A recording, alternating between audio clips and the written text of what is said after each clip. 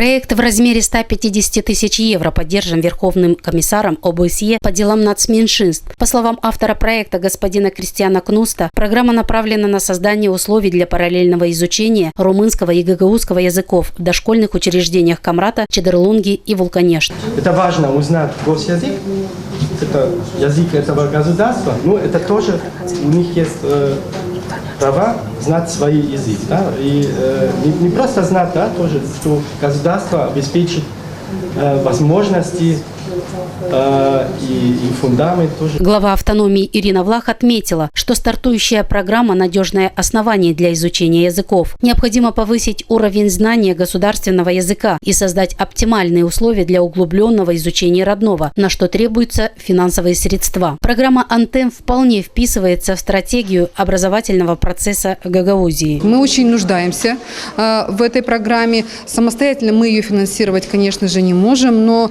основной идеей, которая была тогда, когда наши основатели Гагаузской республики, Гагаузской автономии начинали все это непростое дело, это было сохранение гагаузского языка, сохранение гагаузских традиций, сохранение нашего начала гагаузского. Благодаря новой программе государственные гагаузские языки в дошкольных учреждениях будут изучать около 150 детей вместе со своими родителями. Усложняются требования и для преподавателей, которым необходимо будет знание двух языков. Это будут проводиться занятия, которые будут преподавать оба учителя. Один гагаузский, преподаватель гагаузского, преподаватель румынского. Также эти оба преподавателя должны знать и гагаузский, и румынский.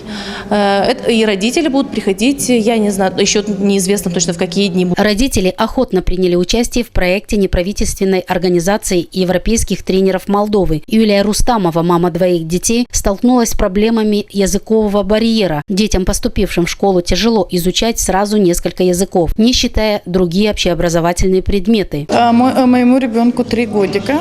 Когда нам предложили войти в этот проект от Антема по изучению, дуальному изучению языков молдавский и румынский одновременно детей вместе с родителями, я согласилась, естественно, потому что это очень удобно.